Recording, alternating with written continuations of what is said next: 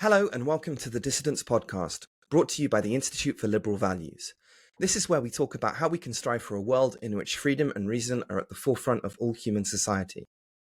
In this week's podcast, Elizabeth Spivak and Mike Burke discuss how ideology is related to attention, but doesn't seem to frame it in the neat way that many seem to think it does, as well as a concept called pathological kindness, which appears superficially quite impressive, but actually doesn't really mean much on closer inspection. Okay, so hello. Today we're going to look at ideology, and specifically the link between ideology and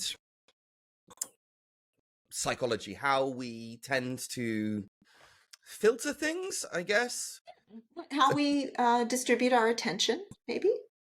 Distribute attention is actually probably the better way of putting it. Yeah. Filters are kind of more dumbed down. Yeah. It's not wrong. It's filtering would be related to attention, but I would, I did say in my notes or whatever, I would say, just to how we distribute our attention, how we, decide what to pay attention to, whether that's purposeful or non-conscious.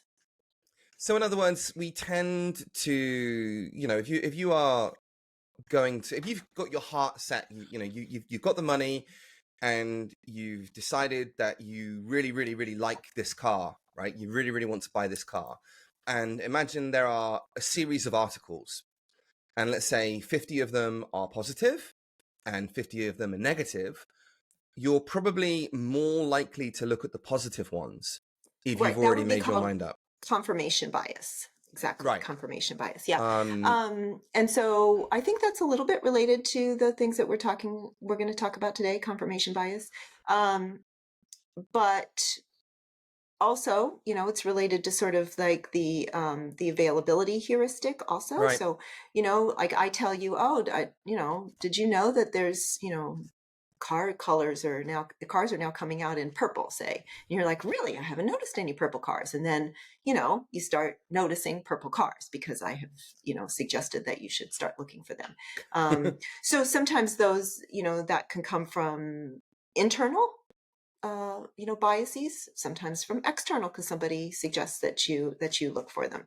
And so ideology may be one of those things that help us focus our attention. And we decided to do this because you sent me an opinion piece, which I hated, and said, we're not going to cover this in the entirety of a podcast. However, I am willing to cover this research article and talk about the opinion piece. So why don't you tell people what you sent me? So this opinion piece was really doing the rounds, and I think it's an extremely well-written piece. Would you disagree with that? Yeah. Jesus Christ. Elizabeth won't even give the devil his due. No, I'll tell you what. I mean, I think it's now. I think you like it better because you're used to sort of philosophical speak. Right. This sort of like, I don't know, putting on airs kind of sentence structure. On airs? Oh my God. Yes, that's exactly what he was. He was just like, look how smart I am. And I think I actually sent you an email that you said actually made you spit out your coffee. It did. Yeah, I said, I'm not willing to cover this article. He was making up terms. He's a clinician. He's not an experimental psychologist. So, I'm stomping on his territory here, but he's using terms that you can't find in any of the literature. So he's made these terms up as if they're real. As if they've been researched. So he says it with great authority. And he adds in all this, postmodern, sprinkles here and there. And I just think it's inflammatory trash, but go ahead. I'm going to defend him here a little bit. Like, I don't have a problem with people making up terms. Milton, Shakespeare. I do if they don't say that they've made them up. He didn't say he made it up. Neither did Shakespeare. This is a thing. Neither did Milton. Okay, you're going to say the genre is completely different, and so therefore the comparison. Yeah, okay, Yes. fine, yeah. Yes. No, like I Anyways, tell people, but we don't need to, look that kind of no, but it's worth raising because that is a serious problem within academia, especially once you get out of the hard sciences. I'm not sure if you'd called sociology a hard science or not. Psychology, sorry, a hard science. Kind of should be. Social psychology should be a hard science. Whether it meets that well, level. okay, let's just think about how, if we diverge here, but Mhm. just to essentially like support my science, my sciency science. When you think about it, like what are biologists doing? They're like growing stuff in petri dishes, Mhm. right? What are psychologists do? We're studying something that is also studying us back. We're studying something that changes with, in from moment to moment, from day to day, from year to year. We're studying ourselves. I mean, how like if you're just thinking about like you just called hard science. What's the harder science? Watching something grow in a petri dish, or trying to figure out why kids turn out the way that they turn out? I mean, what's harder? Yeah, I mean, you'd have to say with and I'm going to be very kind to you here, with the mind-bogglingly massive number of variables that exist in the social world out there, Exactly. studying and also bearing in mind, and this is a good point that you've raised in the past, bearing in mind that you might produce a study that is highly reliable and replicable within the time frame that it's set, that then wouldn't be replicable 10 years later Right. because the Right. culture has shifted. Right. And that doesn't mean that that study was any worse as a consequence. It just means that things have changed. So social psychology is hard in that sense, but, and I think one of the recent heads of the APA just came out with a statement that seemed to me Oh to be in God. support of Hamas. Yeah. Yeah. I can't Yeah. help but observe that there tend to be a lot of professors of psychology, of social psych, that are idiots. Mm-hmm. Yeah, that doesn't make the science of psychology any easier, No, though. no, no, no. That would be an ad hominem It only fallacy makes it to say harder. that. Yeah, I know. yeah, It would be an yeah, ad hominem fallacy yeah. where I'm attacking some idiot in without pointing it. No, no. I mean, there are some really good social psychologists, um, but I mean, Yeah, let's I not feel throw that out the baby with the bathwater, right? right. Let's Yeah, for every Hamas supporting APA leader, there's a Lee Jussum out there. Hello, Lee. that's right. Okay. Um, all right. So, yeah, in defense of the article, then. Okay. There is a So who sent this out? I didn't even recognize I can't remember the person, and it was it actually in a like an online journal-y kind of thing, or did yeah, it's he on tweet this in? Unheard, which is Oh, Unheard. That's right. right, which is quite popular. And he's Dr. Peter Hughes. Yes, I'm always a bit suspicious of people who put doctor before their name when they have a PhD. I know. Yeah, yeah, It's a bit cringe. Although yeah. Iona Italia does it, and I love her. But if you're listening, stop. Even though I love you. Okay. So yeah, he's a psychiatrist. Um, he calls himself a psychologist, a philosopher, entrepreneur, and a psychiatrist. Oh no, he's talking about a psychiatrist. Sorry, in the article, so he's not a psychiatrist. He's a psychologist, He's a um, clinical psychologist, a right? clinical He's not a psychologist. medical doctor, right? Right. So he talks about the tyranny of pathological kindness, and I kind of have a bit of sympathy for this. Right. The critical social justice movement seems to be driven by, although the evidence suggests that actually the split between men and women is actually roughly 50-50, it seems nevertheless to be driven by women. And that's anecdotal, but I'm not the only one who thinks that way. Helen Pluckrose certainly thinks that way too. And he is making the case that women, I don't know if he explicitly says it, but he's making the case that the social the critical social justice movement is driven by a kind of pathological kindness, a desire to be kind to certain sets of people, that is metastasized into something quite dark and destructive. I don't know. I don't necessarily have a problem with that. Do you? I don't know. I don't have a problem with the idea. I Mm-hmm. had a problem, like, I didn't want to talk about that article as if it were science, because it's Okay. not, right? And so it's an idea that he has, that to explain sort of ideological differences that some people. So um I think I was a little surprised, I guess, by the tone of the article, because typically it is more lay people and students, people lawyers, people who don't know a lot about psychology, who tend to be very enamored with individual differences, particularly personality differences. So people just love that. And they're like, oh, if only we could ferret out the people who are, you know, this kind of person, then we could reach them, we could change them, we could, do training on them. And if we could just, figure. And so his paper sort of, it has that feel to it, that sort of naive, I'm a college student getting it all figured out, who are the bad people and who are the good people, and sort of like, I'm Mm. going to name this group pathologically kind, and then we'll be able to figure out what's wrong with them, right? We want to solve the puzzle of what's wrong with this category of people, or people who have this quality.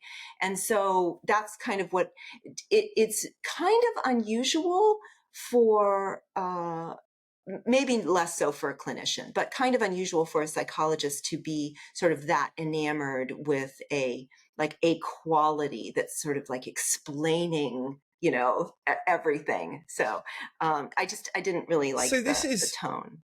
this is kind of like a speed bump that we often run into, right?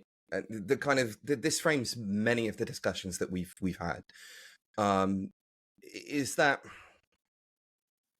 we all agree that critical social justice is a gargantuan problem. It's a huge problem, and one of the big puzzles is, the ideological side of it is quite, which is my thing, is quite easy to understand. Like I can draw a neat line that explains how this idea leads to this consequence, right? So cause and effect is quite simple.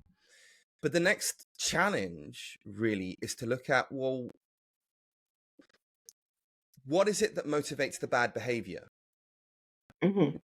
right? So why is it that people, for example, jump to the dumbed down versions of critical social justice that will give you that neat cause and effect between, the paper says this and I'm going to behave in this ridiculous way, versus the more nuanced versions of critical social justice, which are higher status in terms of their reverence, right? Why is it that people don't go to them instead? Why is it that even the authors, the likes of Kimberly Crenshaw, for example, who are clearly not that stupid, don't then call out the dumbed down versions Right. Right. of their work? What's going on there?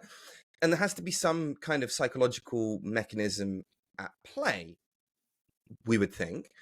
And so in our discussions, we've noted that people who score highly in Machiavellianism and Yeah, but narcissism again, might be drawn, and let me finish, might be drawn to the ideology at a disproportionate rate versus other ideologies.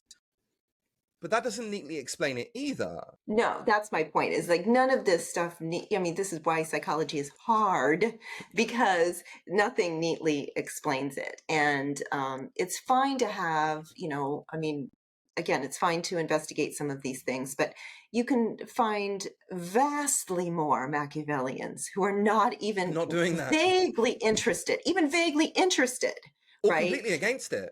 Yeah, Like I mean, me. so Like I'm a yeah, Machiavellian and so I'm it's not, completely yeah. against it.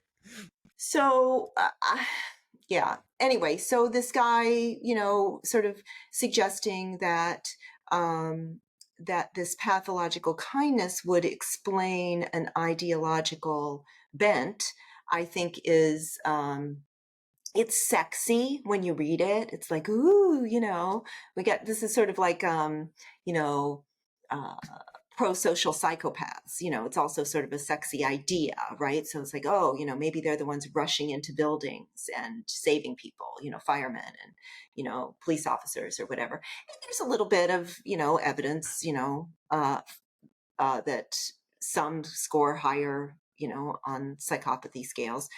But you know what? So does every teenager.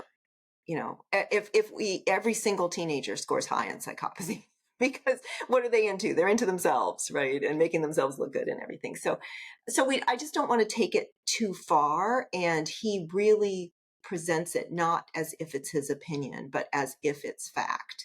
And so that was my main, objection to it. I don't object to the idea. And I think somebody should take this up. And the article that we're going to talk about a little more in depth actually somewhat takes it up. They certainly don't. Uh, they're not referencing any kind of idea like he's suggesting or anything. But See, my issue with it is it has like a suppressed quantifier. Do you know what I mean by that? So if I were to say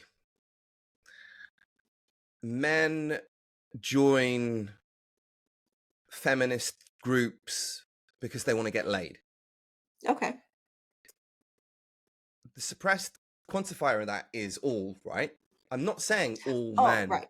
Yeah. Right. So I'm not saying that all men join feminist groups because they want to get laid. So I'm not actually explicitly saying that, but that's kind of what I'm implying, right? Yeah. And that's one of the things that we fight against now. And there's not as much of a norm now in the literature, but we try really, really hard to train our students to always use the past tense when they're talking about research, because it's just, you can only describe your sample, whether your sample contains 10,000 people or, 24 measure, values. So, yeah, so he does talk about this as if it's like current. This is true, right? This Right. is yeah. So he doesn't say it Universally. explicitly. He doesn't. Yeah. I mean, this is the thing. This is because he doesn't say it explicitly, and let's give him credit. Maybe he didn't even mean it that way. Right. But that is the way that it comes across. It does seem to have this suppressed quantifier, which is all, right? And if he had said that for some or for many, right, or may, or even better, if he was to openly label it as anecdotal,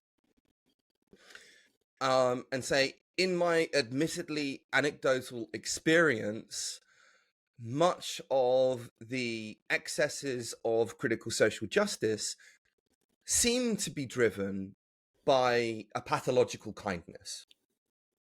or what I'd like to call, or I'd like to propose, is a pathological kindness. Yeah. As opposed to presenting it as if, I think someone who wasn't in psychology who read that would believe that pathological kindness was a thing in the in psychology, which obviously it isn't.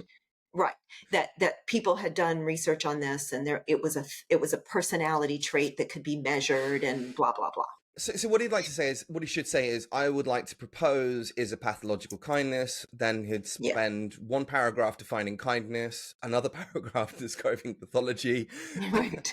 third paragraph putting them together, and then go, right? And then frame it and then say this is a hypothesis, essentially. I mean, that would be rigorous. Probably nobody would read it.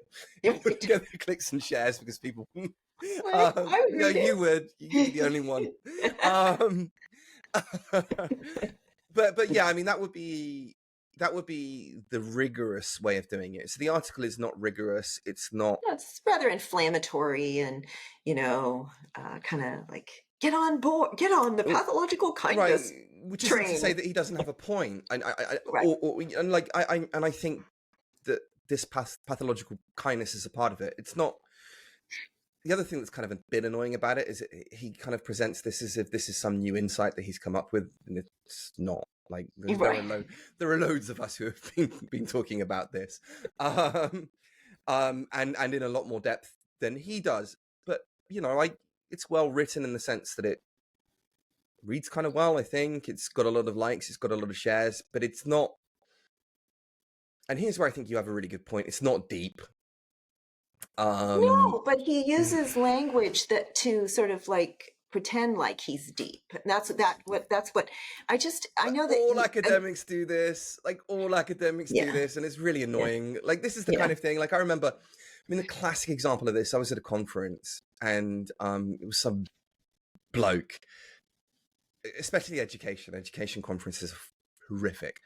And some blokes at the front, he's like, okay, well, epistemology is one of those words where you see it and you don't know what it means. It says something about knowledge, but it's really hard, and you tend to. And he's basically just like, look at yeah. me, look how smart I am. And it's like, no, epistemology is pretty easy to define, actually. My mother is a nice person versus the sun rises in the east. They're both true. One is subjective, the other is objective. That's epistemology, thinking about how you can know things in different ways. But academics do kind of do this a lot. It's Well, look how he uses very complex sentence structure. He uses he just I mean, many of his a few of his paragraphs are one sentence long.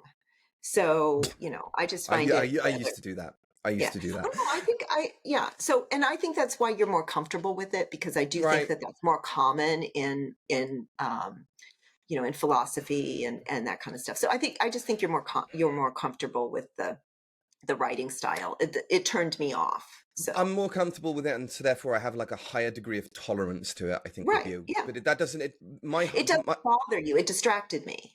right. And I should point out that my higher degree of tolerance, and this will feed into the article that we're about to do, right? My higher degree of tolerance to it means that I don't notice it, but it doesn't follow that from me not noticing it that it's not bad. And actually, when you point it out in the way that you do, I entirely agree that it's bad. And you were kind of right and wrong to label it postmodern. Like I hesitate to call it postmodern because I don't want it to invalidate some of the ideas that come out of postmodernism, which some of them are quite worthwhile. But it is stylistically postmodern. That's what I mean. Yeah. Right, Yeah. in the sense that the postmodernist, and actually by postmodern standards, this is amazingly clear. That's my degree of tolerance. Let's frame it that way. That the postmodernists did tend to write in this really obtuse way, that then Yeah. was made even worse by. The worst is Judith Butler. Oh my God. So yeah, but just because I have a high tolerance to it doesn't mean that your criticisms are any less valid. It just means that I didn't notice that side of it. Yeah. But now you point it out, I entirely agree. You shouldn't write like this. It's not good. It is a kind of way of belittling your audience, I think, maybe. Well, and I feel like the writing style made it appear as though the idea was a scientific one, that the idea was a more academic one than it was. So I feel like the style didn't match the idea, which was like new and kind of like, oh, here's an interesting idea, right? But then I felt like he was hiding the fact the truth, which was that this was just sort of like something he thought up, which he likes and is, that's fine. Under this sort of layer of, academic speak, fancy, speak and fancy sentence structure or whatever, in order to kind of disguise that that is just kind of a simple, interesting idea. And there's So nothing wrong with that. But then no. again, if he were to write in the way that we suggested, nobody would read Yeah. it. No, because people want to seize upon an idea to bash people around the heads with, right? Yeah. And this is, again, I'm going to frame what I'm saying anecdotally, underline. Why people gravitate towards the dumbed down versions of critical social justice, because you can put it in a tweet, and it's Right. very useful for bashing people around the head with. And so is this. But let's articulate a broader criticism, because this really is an important criticism, and it does apply to more or less the whole of postmodernism, and it's a stylistic criticism. People talk in this way because they want to avoid criticism, right? It's a way to... No, is that his intention? Look, I don't know. Maybe he's just writes in this way. But generally speaking, I can anecdotally, I find that people write and speak in this way to kind of bamboozle the audience in order to shield themselves from criticism. And I can't say whether he is doing this in specific, but certainly a lot of people do, and that is a dishonest intellectual tactic. It's not poetry. If you're writing a poem, right, fair enough, where the aesthetic quality is all that matters, then, or the main thing that matters, fair enough. But if ideas matter, then you really ought to make those ideas as clear as you can. Again, maybe he isn't aware that he should be doing that, or maybe he's just a really bad writer. I don't think so, because it reads quite nicely. Okay, we spent a long time dwelling on that. But we'll link the article in the podcast notes, and like you said, it was on Unheard, and it was about pathological kindness, and it did kind of make the rounds. So people can find it. So instead of cleanly stating that critical social justice is driven by pathological kindness, what we wanted to look at was to try and analyze things in a bit more depth. So we've gone to another paper, which, surprise, surprise, Elizabeth is frustrated with, because that one doesn't go into enough depth either. But we'll get into that as well. Yeah. I do have my complaints, yes. Yes, but there is more depth to this paper than there is in this article, which shouldn't be surprising, because this is an academic paper. And this is, again, we kind of talked about this in the beginning. This is looking at how our loyalty, our commitment to ideology biases us to look at certain information. So yeah, this is Hannah Waldvogel, I believe. Waldvogel et al. And she found, she and her colleagues from some prestigious universities found that social egalitarians, now that's what she's calling them, we'll go into this, but she says found social egalitarians were more attentive to inequality, specifically inequality faced by socially disadvantaged groups, as measured by their accuracy of on some things that we'll talk about, or their mention of inequality in open-ended questions.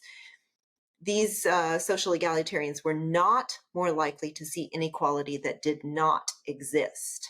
So that's kind of an important, it's a 5-study paper, and I just summarized it in 2 sentences. But I do have a few complaints, but I did want to mention, before we get too much further, that they use something called the social dominance orientation scale to measure social egalitarianism.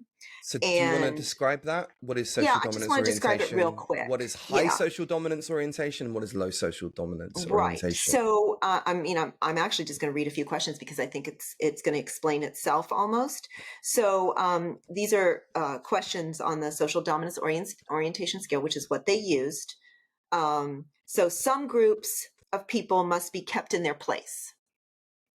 So your agreement with that. Okay, on a 1 to 7 scale. So that would obviously be somebody who scored very high, would be high in social dominance orientation and low in egalitarianism, right? Can we talk about the problems with that? Well, we could, but I don't think it's worth it. Okay. It's probably a good thing that certain groups are at the top and other groups are at the bottom. An ideal society requires some groups to be on the top and on the bottom. Some groups of people are inferior to other groups, so it's obviously reverse scored. Groups at the bottom are just as deserving as groups at the top. No one group should dominate in society. Groups at the bottom should not have to stay in their place. Group dominance is a poor principle. We should not push for group equality. We shouldn't try to guarantee that every group has the same quality of life. It's unjust to make groups equal. Group equality should not be our primary goal. Then we should work to give all groups an equal chance to succeed. We should do what we can to equalize conditions for different groups. No matter how much effort it takes, we ought to strive to ensure that all groups have the same chance in life, and group equality should be our ideal.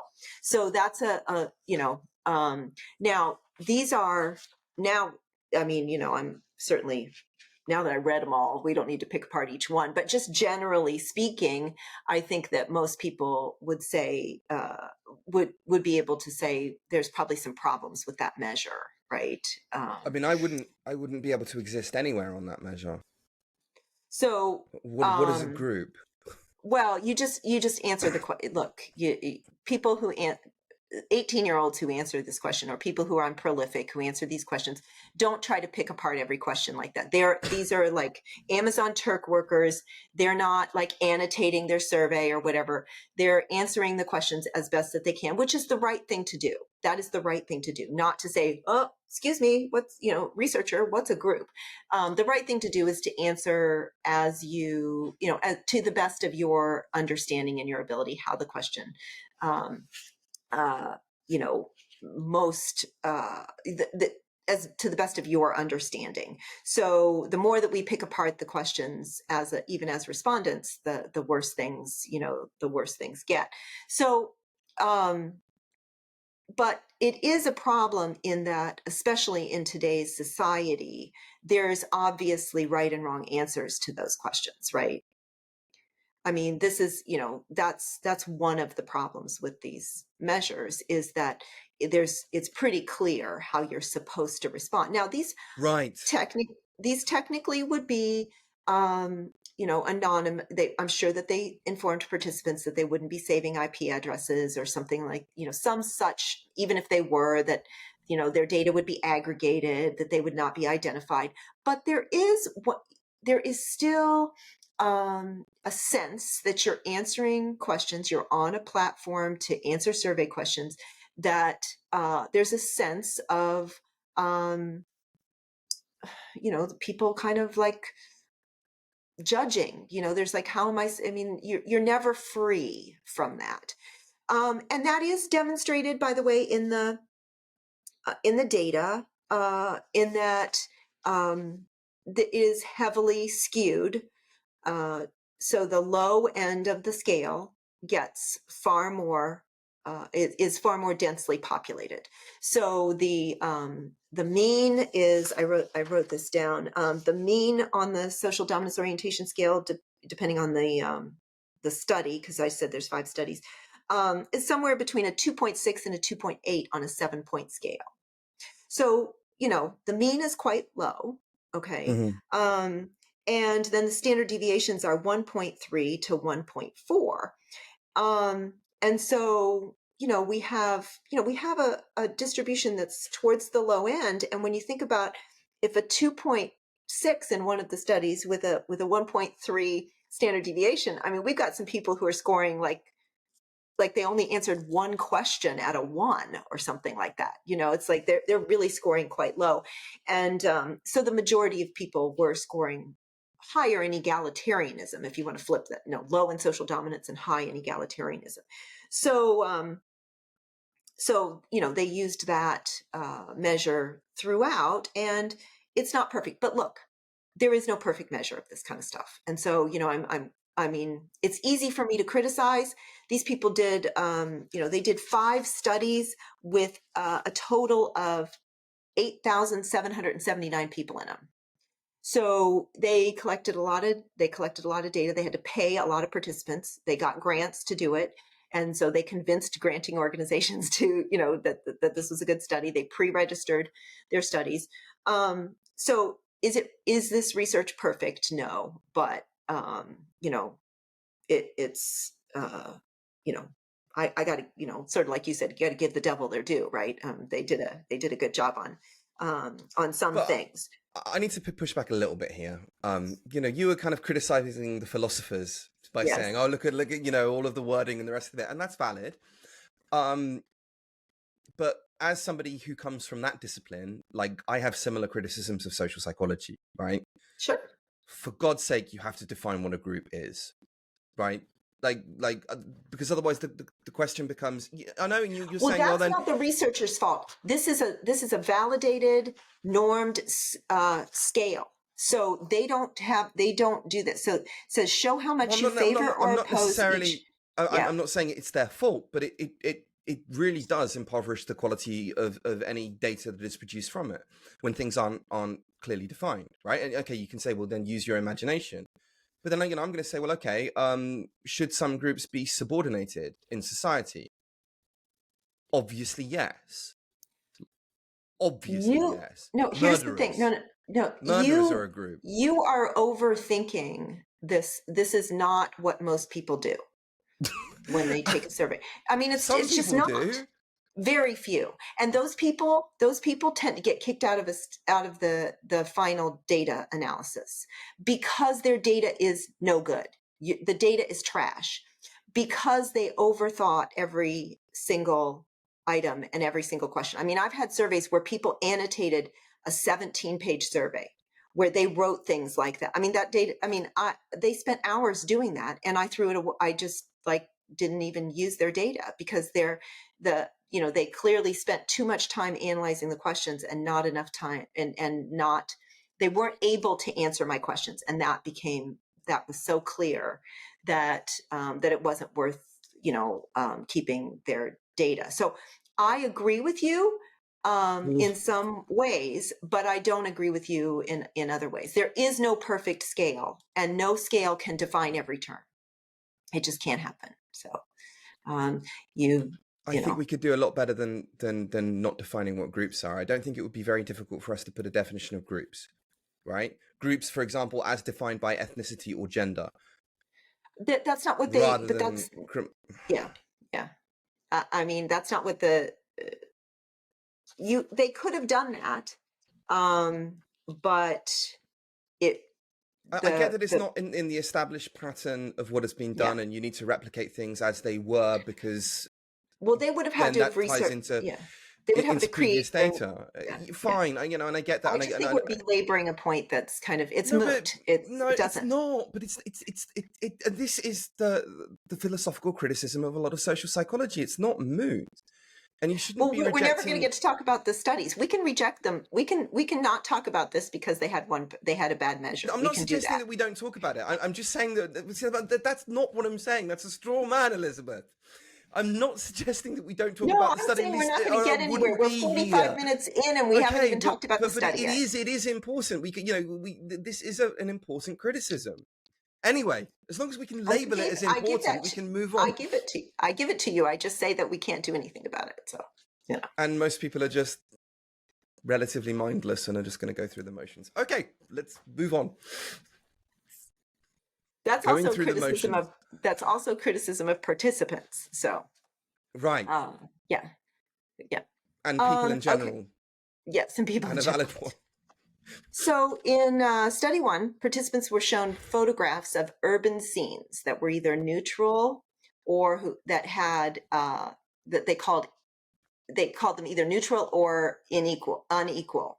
And the inequality scenes had cues that associated with high status, like women receiving pedicures or a luxury car, and other cues associated with low status, like nail salon employees and a homeless person. And they asked people about the pictures. Okay, so it's open ended. Now, so this is where I'm going to say there's a lot more problems. But so people, they coded for things like, so here's an example. They called this a direct inequality response. I see a divide between two classes. Or the yellow car represents wealth and entitlement, while the man powered bike represents hard work and tough times. Those were called direct inequality. So people, i.e., undergraduate or graduate students, scored what people typed into the open ended question. And, you're nodding your head like, yeah, no problem. That is unfreaking believably hard. just Oh, crazy hard. You sit in you try to develop a coding scheme, you hand the coding scheme out to 10 to 4 people. Let's say we do it to 4 people. We say, here's our coding scheme. Here's what you're looking for. no, I get why it's My hard. very first thing. I'm not sure, sort of like what you just said. How do you define group? How do you Right. define this? How do and so they make it sound, this is just a throwaway and in the, even in the, I downloaded the supplementary materials and they really, they're just like, yeah, that's what we did. We coded it. But anyway, then they had indirect inequality cues, which would be if somebody said something like, they just referred to a fancy car and an old bike. So they didn't say something like, I see a divide between, or the yellow car, represents this. Okay. So if they mentioned a high and a low, like, fancy car and the bike, then they counted that as an indirect.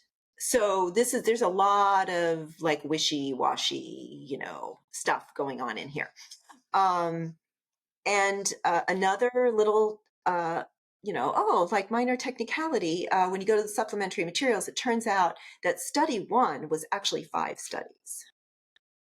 And they had a whole bunch of different pictures, and they collapsed these studies that had between 200 and 500 people in them into what they called a meta-analysis of that they labeled study 1. So there's a lot of weirdnesses in here. I shouldn't say that, irregularities. I find that irregular, and I find the coding vague. The coding instructions vague and everything. So as vague as you find the social dominance orientation scale, I find the coding. So, we're on the same page here.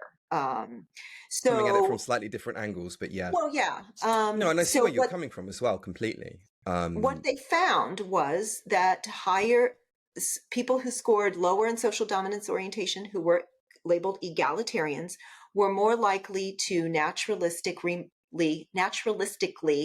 I don't know how you can do a naturalistic response within Naturally? Why did a, they have to say I mean, just the I know, language. yeah. Naturally. We're So naturally I guess, inclined. so let's say they Naturalistically? were spontaneous. Their response to an open-ended question was to remark on inequality. So they found a correlation between social dominance orientation scores and a tendency to remark on inequality. In study 2, they showed people pictures of either, like, kind of like the little figure that's on like the girls' restroom and the boys' restroom. So it's these little stick figures, okay, with one had a little skirt and one just, okay, with bags of money underneath of them. So these are sort of abstractions a little bit. And they had it's like hit the space bar, either on unequal trials. Some people it was just randomized. Either you hit the space bar when it's not equal, or you hit the space bar when the money is equal. Okay, just to make sure that there wasn't any bias there. So this is a pretty well-controlled experiment. It's pretty standard stimuli. Sometimes the women had more money bags. Sometimes, no, the women always had fewer. If it wasn't equal, the women always had fewer. Mm-hmm. So it was stereotypically designed. The study was designed. So in study 2, so on unequal trials, the group of men always had more money. That's what I'm saying. Study 2, social egalitarians were more accurate at differentiating between equal versus unequal distributions. Now, remember, again, it was always unequal towards the women. So this study is a little cleaner in terms of the stimuli, in terms of their as far as I know, I could not find anything in the supplementary materials. I was really interested in response time, but they didn't. If they captured response time, they either didn't analyze it, or the analysis didn't pan out or something. But I was kind of interested in this keystroke time, like how fast did people answer? But in study 3, this was sort of like a Where's Waldo kind of thing, like where it's like, remember those books when we were kids, like find the things in the pictures and Yeah, stuff, yeah, yeah, yeah, find the yeah. difference. So this was find the difference. So what changed between this picture and the next picture? Okay. And social egalitarians were faster to notice the inequality relevant changes. So these were things like they'd show two women walking with backpacks, say, by someone who looks like they might be homeless, so sitting on the sidewalk. Okay, so somebody kind of sitting on the sidewalk. And in one picture, he would have a bag next to him, like a pile of, like a garbage bag or something. And in the other picture, he would not. In one, it was like a scene where at a bus stop, and the bus stop sign had like the letter B for like bus stop B, I don't know. And in one case it was blue, and in one case it was red. So these are, different. So in some cases, sort of neutral pictures find the difference, and some cases inequality related. Social egalitarians were faster to notice the inequality relevant changes in the images. In study 4, participants were paid a bonus for accuracy. So now we're getting to like, okay, so even if you're a motivated responder, you should be more motivated by money, because it was like $50. So, motivated, paid for accuracy for their memory after watching a little video, I think it was 4 minutes long, of men and women like in a conference room talking. And they were asked a bunch of questions. So they were told that they needed to remember. One of the questions they were asked was whether there was more, the degree to which men and women had spoken, and they showed a pie chart. So there's different pie charts that they could choose. Social egalitarians were more accurate at detecting male-dominated, but not female-dominated inequality in speaking time. So their attention was directed towards finding an inequality for women. Okay. And then finally, last study, study 5, a resume study. They reviewed, actually, I can't remember now, but it was a lot of resumes. It was like 50 some resumes. It was a lot. And they looked at the resumes and saw either that the person was hired or not hired. And in one condition, the participants saw the white resume submitter was the more likely to get hired. So the correlation was 0.29, so 30% more likely to be hired. And then in the other condition, it was the minorities that were more likely to be hired. GPA was the best predictor. GPA was manipulated to be 50.5, correlation of 0.57.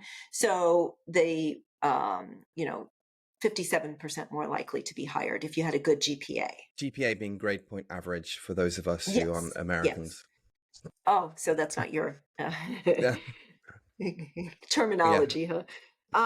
So this was open-ended questions again. Low social dominance orientation or social egalitarians were more likely to mention seeing bias against minorities. So that was an open-ended. But not when majority group members face the same bias. So again, in the study about the women and men talking, and the study about the whites and minorities, various minorities getting hired, the egalitarians only noticed it in the direction that that our friend, the pathological kindness, would have suggested. So this was a good match for that pathological kindness article, actually, because in a way, I mean, this is not kindness, this is attention, right? So these are people playing like little games or whatever, little games, solving puzzles or whatever. But one of my main criticisms, my very first criticism, is where's the abstract condition? I mean, this is like the first thing you would do in psychology is do something without labels. You would do, whoops and droops or widgets and fidgets, and you would see if if egalitarians were attending to inequalities between abstractions. Are there more, circles than squares? Are there, more, again, and so using these like sort of foreign terms, alien terms, to people, naming things that don't make any sense, or colors, or whatever. And I don't think I mentioned this in the little notes that I sent you, but uh, a former advisor of mine, Dr. Nahinsky, he found that people actually liked circles better than they liked squares. Oh, So he realized that much of his research on categorization was biased because he was using circles and squares, and people liked circles better than squares. And so they paid, so these are important things to do. You do an abstract, you do a control group that doesn't have labels. And I don't know why they didn't do that. classic example would be the placebo effect, right? Yeah, it's a Like it version of that. depends. So that it's not just drug versus placebo that matters. Like what really matters is that the placebo has to be controlled as well, right? So you can't have within the same group half of the people having a red pill and half of them having a blue pill and then not mentioning that, right? Because Right. the color of the pill will actually influence the impact. Um, yeah. Yeah.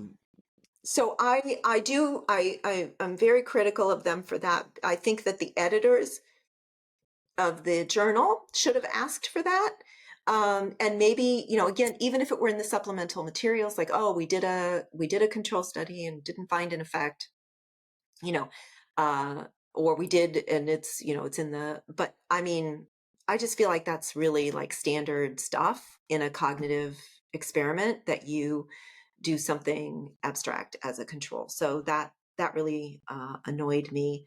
Um, and then, to sort of get back to what we were talking about, even, with the opinion piece, attention is not infinite. It is a finite resource. And certainly we can get better at things that we become habituated to. And then we can divide our attention a little bit better, because one task becomes habitual and it requires less. It still requires attention, but it requires less of our finite amount of attention. And people then, would tend to convince themselves that they're good multitaskers. No one is a good multitasker. I mean, it's just not true that people do better when they're doing two things. You can get better at you can get less bad at doing two things, but you're not a good multitasker. So, It's always a cult. and Well, I mean, good can be relative, right? well, that's what I'm saying. You can be less Yeah. bad at You it. can You can start be, out really shitty at it and then get a little bit better. But there's a reason why. nobody's going to be better at doing two tasks than they are at doing one. Correct. Exactly. So if we're dividing our attention, so what I wondered, which the researchers didn't seem to wonder, is what are people who are high in social dominance orientation maybe paying attention to in the world that This is people who are low are not? so this was the kind of the read that I got from the paper. They wanted to, and let me dumb it down. They seem to be implying that egalitarians were good Mm-hmm. and the non-egalitarians were bad, Mm-hmm. right? And their evidence for Right. that was, look at these things that egalitarians are seeing that non-egalitarians aren't seeing. Okay, fine. But then, as you're going to suggest, what are the non-egalitarians seeing, right? Because, again, nobody's good at multitasking, okay? So you're always going to be you're always going to be better at doing one thing than you are at doing two things. So their attention is somewhere else. They're noticing Right. something else, in all likelihood, unless they're really stupid. But yeah, go ahead. Well, I was just going to say, like, I mean, we'll just throw it out, because the researchers brought this up. They're like, oh, these would tend to be, progressive, left-minded. The other, the high social dominance orientation would tend to be conservative. Well, you know what? Maybe those high social dominance orientation people are noticing a way to make money. Just, Or or perhaps the high social dominance orientation people are noticing the fact that the institutions that uphold liberal democracy have delivered the most tolerant and prosperous societies ever to have existed, yeah, which is a very yeah. valid point, and therefore should be conserved, which would be the main conservative argument. and I think Or might be that's, thinking of a way to solve the problem. I mean, I don't know. I don't know what they're paying attention to, but the researchers didn't, well, and you you can't measure can't from everything in a this. study. No, you can't.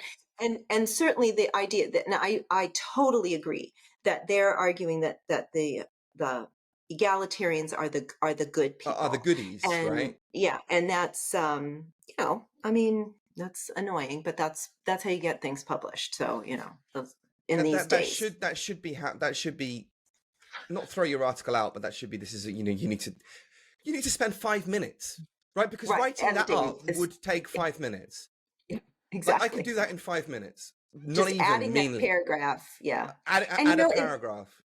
it made me think about your conversation with Brandy, Hmm.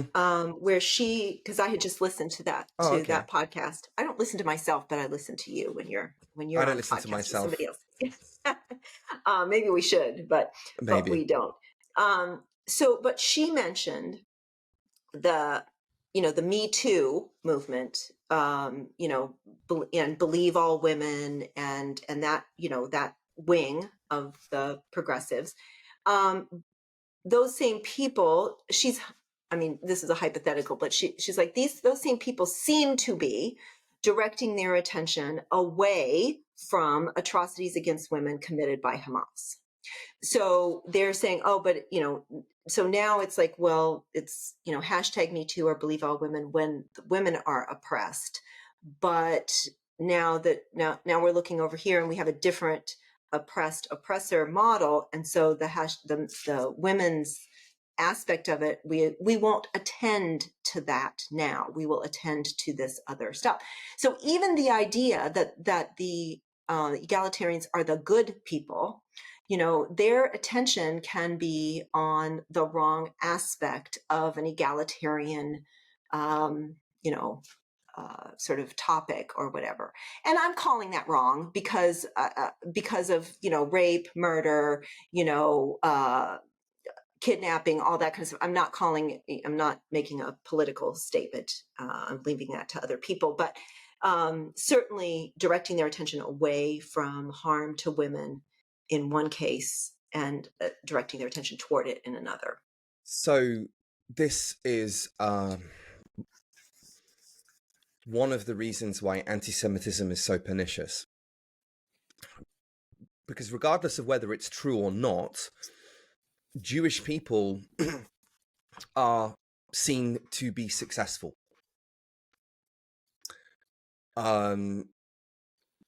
So people are attending to messages in their environment that is reinforcing something right. that Well, they already believe. okay. So if you look at things from a traditionally left-wing perspective, why are why are most people more successful than other people, right? What is the cause of group A being more successful than group B, according to a traditional kind of left-wing point of view? Why are white people more successful in the United States than black people? Regardless if it's true, let's Yeah, regardless of whether the statement is true or because of not, right? privilege, right? Because Because of they're privilege and privileged. fundamental injustice, and you might even say oppression. Okay, Mm-hmm. so if we were to look at the state of Israel through that lens, so you look at Israel versus Egypt, Jordan, Lebanon, Syria. What do you notice? What's the immediate thing? If your attention is framed by a left-wing ideology, what is the first thing that you notice when you look at Israel compared to the nations that surround it? Well, yeah, Israel is a bunch of privileged people, right? They're living, a Okay, better life. They have enough food. They have enough water. They have, freedoms. right, and all of those observations are correct. Okay, but again, so then you start, your attention is framed by this left-wing ideology. Why? Why is Israel richer than the nations that surround it?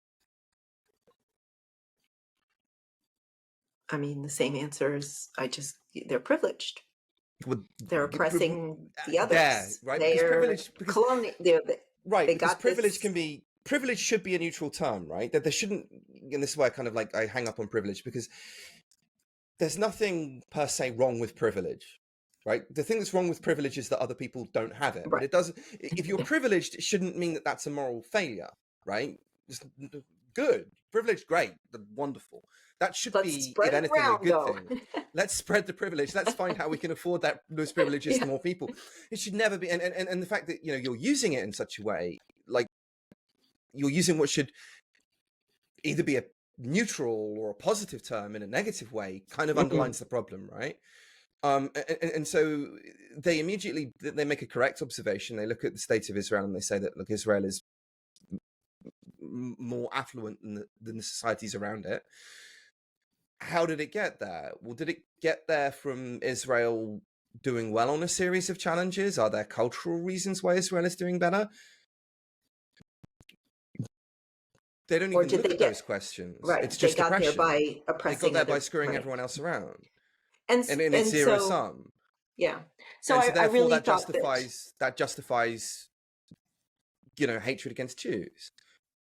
yeah. So I really did that piece of that podcast, it really reminded me of, because I just read this article and I was like, oh, that's a really good example that she made about this sort of shifting of attention, in supposedly in pursuit. It's like, oh no, this is the issue that I care about. This is and it would be, I believe that it would be very hard pressed for people, if asked. I don't think that they could say, oh, well, I have this core value that makes me pay attention to this over here and that over there. I don't think that most people could articulate that. And yet, again, this article is, making some attempt at explaining why maybe people do it without realizing that they're doing it. Not that that makes it okay. So, well, I mean, we But should be called out on that, and we should be yeah, asked and and why are everything. the So, editors not doing this? Like yeah. Yeah. Um, so also I looked up, because I did download the supplementary materials. I looked up the demographics of the sample, because I'm thinking to myself, surely to God, they analyzed this data by race or ethnicity. They had to have. They did say that they entered they did report on race, gender, SES, in the supplementary materials, and I don't see their they did not report their socioeconomic status. That other article that we read, actually listed, like, oh, people from this mhm. economic, from this many dollars to this many dollars annually or whatever. They didn't do that. It was somewhat 50-50-ish on men and women, which is kind of unusual. It's hard to get as many men, but they did a pretty good job, somewhat dominated by women. Overwhelmingly white. Their sample is, samples, I guess, across. But I would be really surprised if very many people who are working, these are Amazon Turk participants, so these are people who are working for pennies, depending on how long the study takes. It can be anywhere from like 25 cents to $5. It can be, just a few seconds.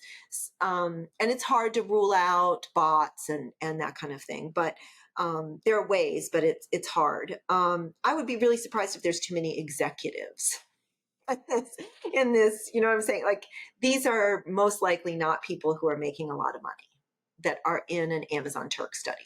So that might explain some of the results also, that even though they claim that they entered, and I make that I say that like I don't believe them. I do believe them. They entered the SES, the gender data, the race data, and they said that it did not change the results. So that took away that fear of mine. But I still have the to get back to the social dominance orientation measure. It is heavily, skewed towards more scores on the low end. And if you look at their graphs, you can see the scatter plot. You can see it's, very densely populated at the low end. And one of the things that they did in this study was that they kept going, I don't even know if you noticed this, but they kept saying, oh, well, when we split the data set up and we look at people who are beyond one standard deviation to the either on the low side or the right side, then we find more significance. Okay, we find this special thing. Now, what one standard deviation to the left and to the right, you only have about 32% of your sample left. Okay, that's 16% on the low side and 16% on the high side. So you've gotten rid of 68% of your data. So in a study with, 200 people, we now have significantly fewer, right? And we have 64 people left in the study, 32 on each side. Okay.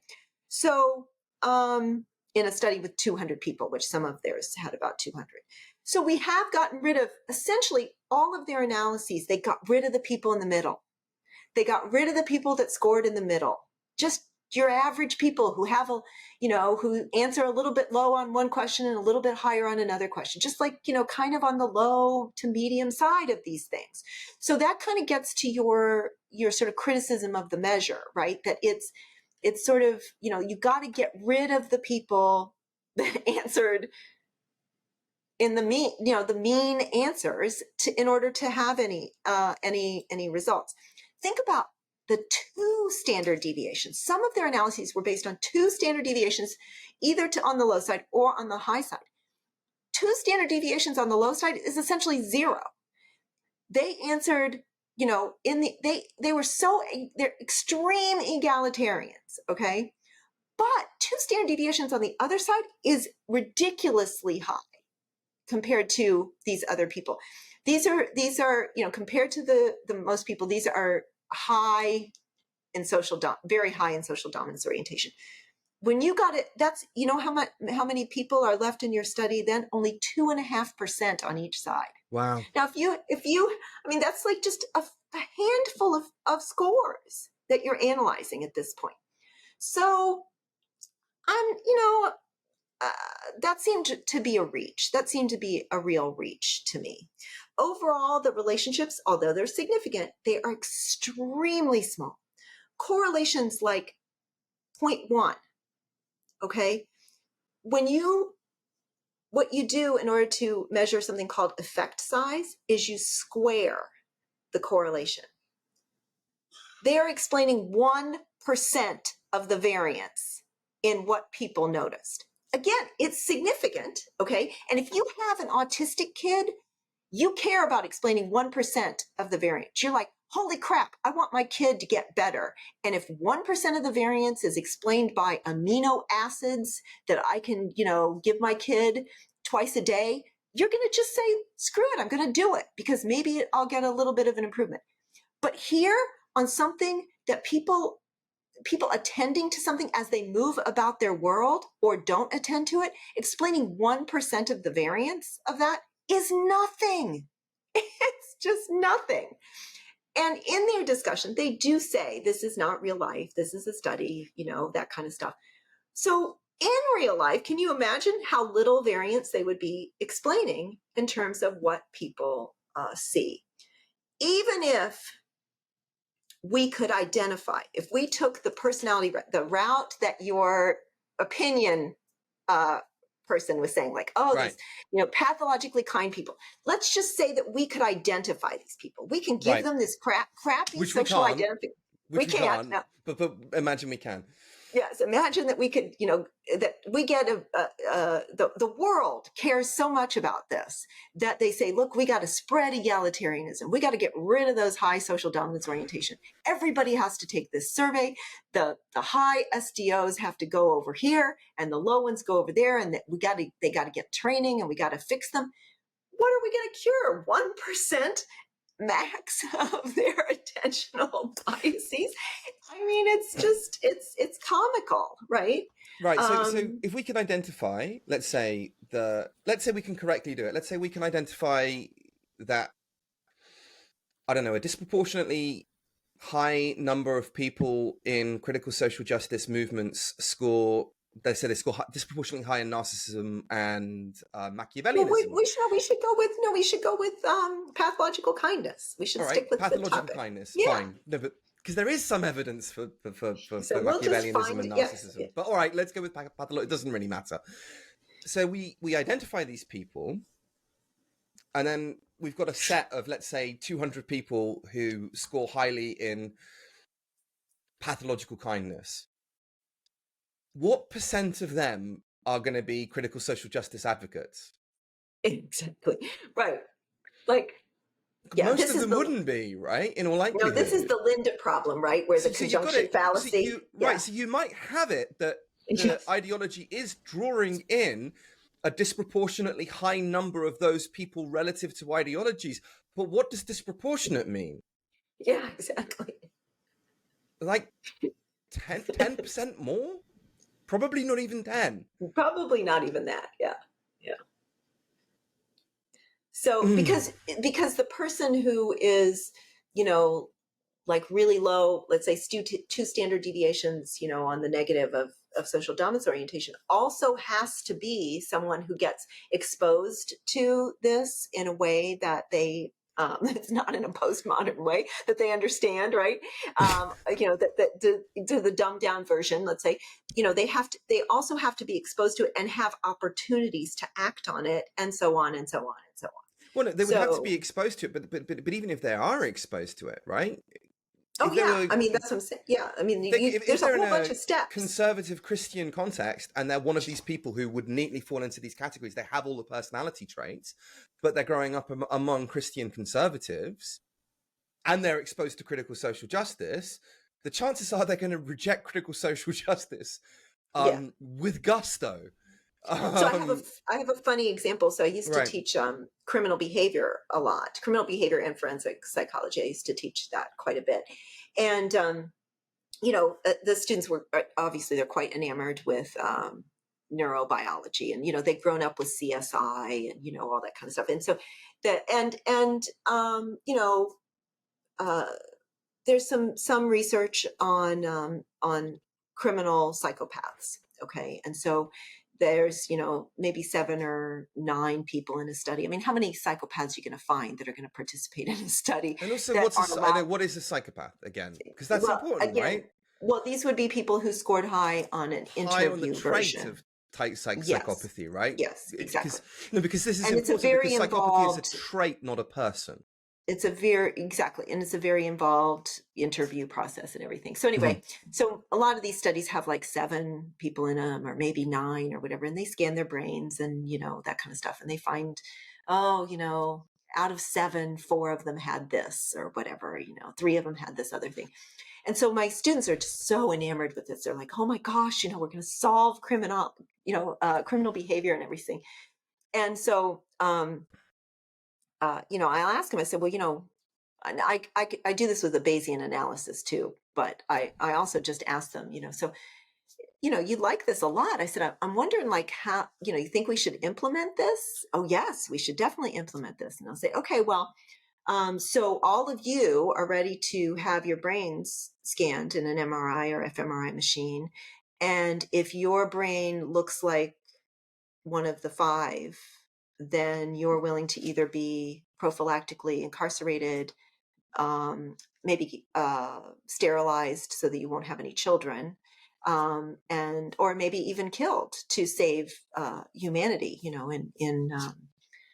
Well, but there's all this environmental stuff. Oh, wait a minute! I thought you said that it was caused by people's brains. Well, maybe not, right? And that's sort of where we are here too, and I'm not saying that they're suggest that they didn't say cause anywhere in this study.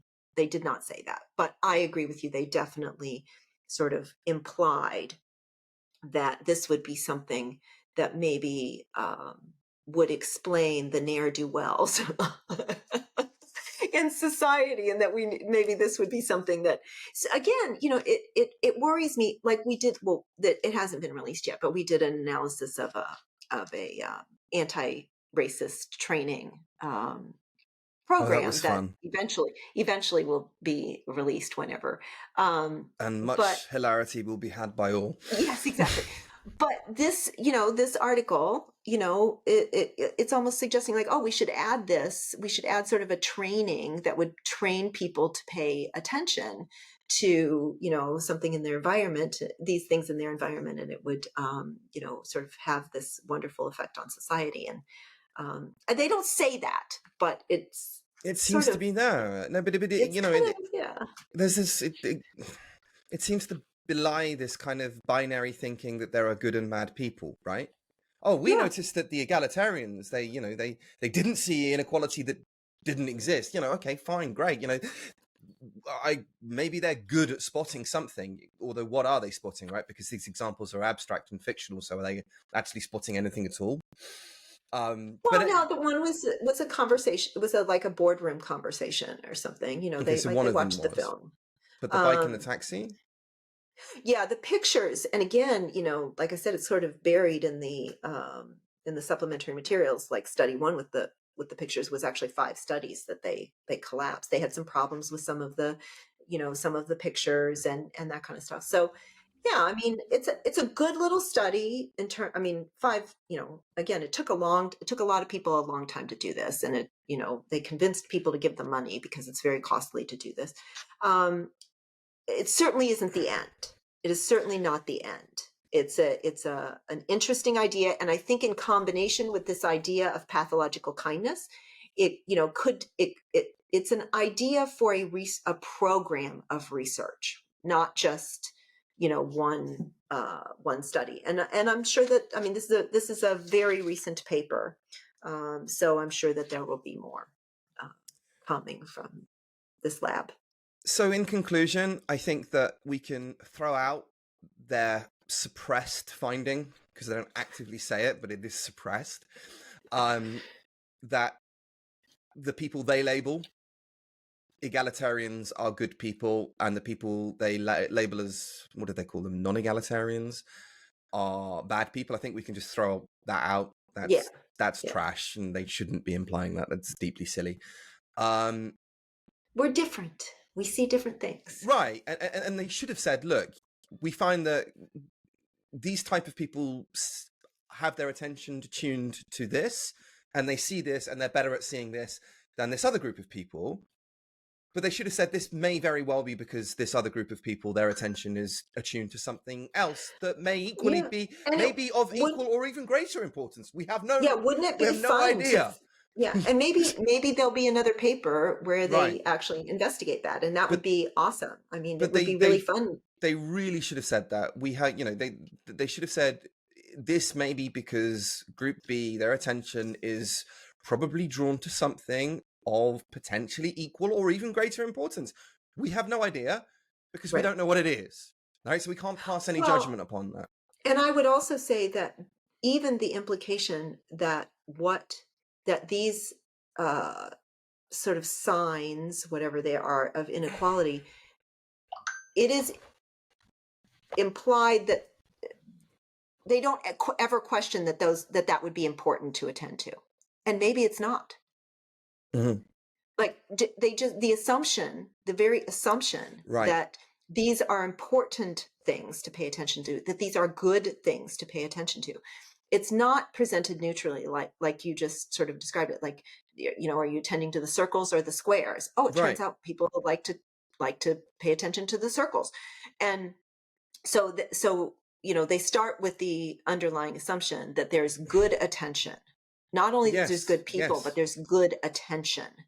And it does kind of surprise me. And there the Susan Fisk, who's like a very well respected social psychologist who's published a lot about biases, edited the paper and gave them some advice and stuff. So I hope one piece of advice is like the next series of studies. You can't Yeah. do everything in one paper, No, and no, of so course not. But you can mention what your limitations are, you could, and yeah, and they haven't done a very good job of that. right, Just to expand upon your point, let's say I have noticed in a group of 100 people who are, they have to write a birthday card, and there's a blue pen and a black pen on the table next to each other, right? I have noticed that 70% of people use the blue pen. Okay, that's what you've noticed. It doesn't follow that that's good or bad. That right, 70% of people, maybe that 30% of, you can't say that because 30% of people choose the black pen that they're there's some kind of moral implication from that, right? Right. There isn't, Right. and that is, you know, kind of implied that it is good that they're noticing these things, these perceived inequalities, whereas it might be, it conceivably could be better that it's morally good that they're not noticing them, It could or be, yeah. far more likely that you can't draw any moral conclusion from noticing or not noticing that Right. at all across groups, let alone individuals, right? That there is, you know, again, once you take these findings and you play it into an individual's life when they have to go out there and encounter things in the world, does it really make that much of a difference? Probably not. So, to conclude very tenuously, is pathological kindness a thing? Don't even know what you're talking about. Right. It's an interesting idea. It's an interesting idea, but even if it was a thing or is a thing, then is it more prevalent in people that adhere to critical social justice? Maybe. Does that mean that everybody who has the trait of pathological kindness will adhere to critical social justice? Absolutely not. No, they might be Mother Teresa Well, she was or actually a nutter. yeah, she wasn't so She was great. a Yeah, nutter. but I was just thinking of a giving, caring figure. I don't know, Lady Diana. Okay. I don't know much about her either, to be honest. Yeah, I don't. But whatever. You know, you can't reduce. The point that we're trying to make, I think, here is that certainly when you're looking at ideology, does it influence the attention that you are paying to certain things? The paper would strongly seem to suggest so, and I think gives fairly robust evidence that ideology will influence the amount of attention you are paying to certain things. But it's only a tiny. But it's not much. No. And so when you look at the psychological evidence, can you conclude that there are certain types of person, that there is a certain trait that explains the whole of critical social justice and the kind of person that will attend to it? No. Wouldn't it be? Yeah, if it were only so. And again, would this be the thing that we would want to explain? I think there's even more. I mean, this is serious, right? But there's some more serious shit going on. Yes, so ideology does shape your attention, but we really can't reduce critical social justice to a few traits. Or does attention influence ideology? And they don't even go there. So No. that's a whole nother path to go down. So correlation does not equal causation. Of course right? not. So Of course no. not. And that doesn't mean that ideology doesn't attract certain sorts, perhaps, but it's very, very, very complex, and you certainly can't reduce it to one concept or even One three crappy concepts. social dominance orientation scale. No, let alone just making a concept up like pathological kindness that Yes. sounds great, and then haha. I'm not saying this directly, but I am kind of saying that this explains everything. Good.